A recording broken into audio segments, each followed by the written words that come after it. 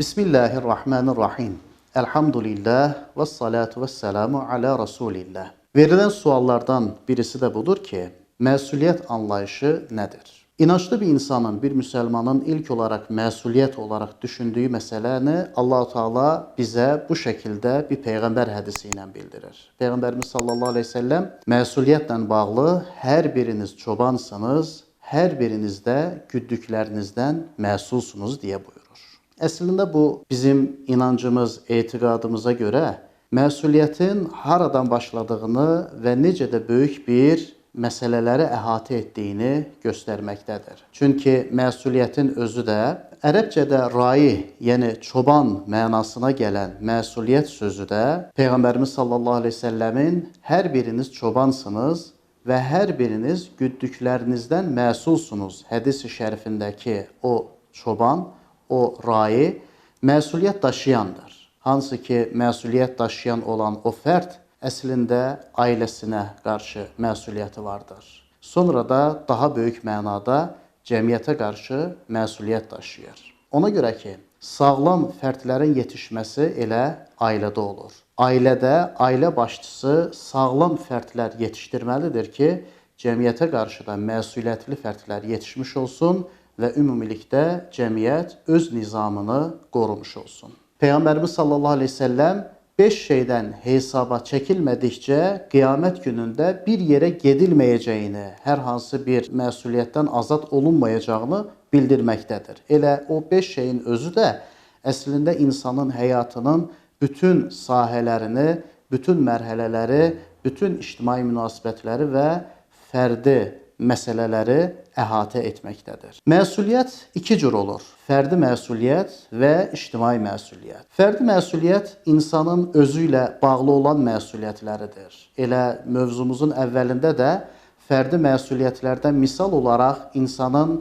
özünə qarşı və ailəsinə qarşı olan məsuliyyətlərindən bəhs etdik. Yəni, insan məsul olduğu işlərə qarşı, məsul olduğu şeylərə qarşı vəzifələrini yerinə yetirməsidir. İctimai məsuliyyət isə insanın, fərdin cəmiyyət qarşısında götürdüyü öhdəliklərdir. Bu elə bir öhdəliklərdir ki, əgər yerinə yetirilməzsə, haqqı verilməzsə, riayət olunmazsa, bu bir anarxiyaya gətirib çıxardır. Möminlərin məsuliyyəti haqqında bəhs edən bir hədisdə Peyğəmbərimiz sallallahu aleyhi ve sellem belə buyurur: Mənə bu 6 şeydə söz verin, mən də sizə cənnəti vəd edim, cənnəti zəmanət verim. Bunlar doğru danışmaq, vədləri yerinə yetirmək, əmanətə riayət etmək, ədəb yerini qorumaq, gözlərini haramdan çəkmək və əlləri haramdan uzaq tutmaqdır. Əslində, hər nə qədər bu bir mömin üçün fərdi məsuliyyət kimi görünsə də,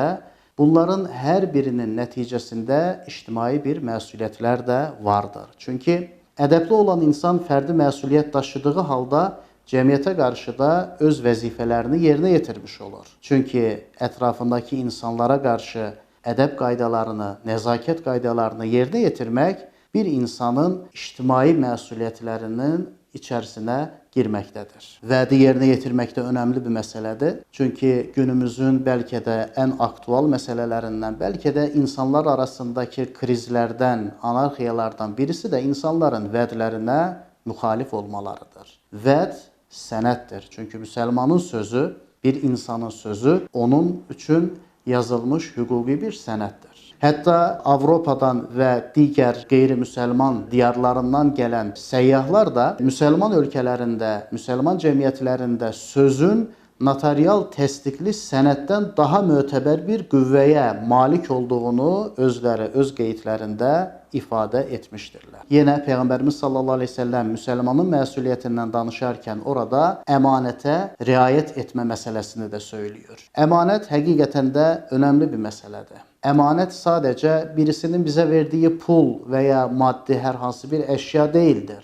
Birisinin bizə vermiş olduğu sirri, sözü də bizim üçün bir əmanətdir. Yenə ədəb yerlərinin qorunması, əlləri və gözlərin qorunması da bir müsəlmanın məsuliyyətlərin arasında qeyd olunmuşdur. Bu da önəmli bir məsələdir. Çünki bir insan həm bədənini, həm də ruhunu kirlənməkdən qoruması lazımdır. bir insan üçün ən böyük izzət bədəninin və ruhunun təmiz olmasıdır. Nəticə olaraq deyə bilərik ki, məsuliyyət insanın Rəbbinə qarşı əzəldən vermiş olduğu sözü yerinə yetirməsidir. Axı, Qalubəla hadisəsində insan Rəbbinə bir söz verdi və həmin sözdə, bəli, sən bizim Rəbbimizsən deyə buyurdu. Bəli, sən bizim Rəbbimizsən sözü quru bir kəlmə deyildir. Onun altında yatan dərin və böyük mənalar vardır. Belə ki, bəli, sən bizim Rəbbimizsən deyən bir müsəlman, bir insan, bəli,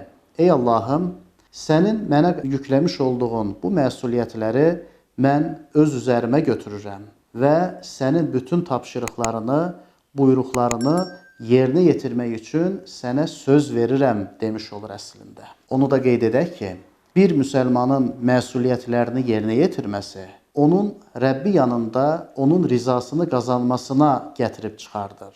Bunun əksi də əlbəttə ki, Rəbbin qəzəbinə səbəb ola bilər.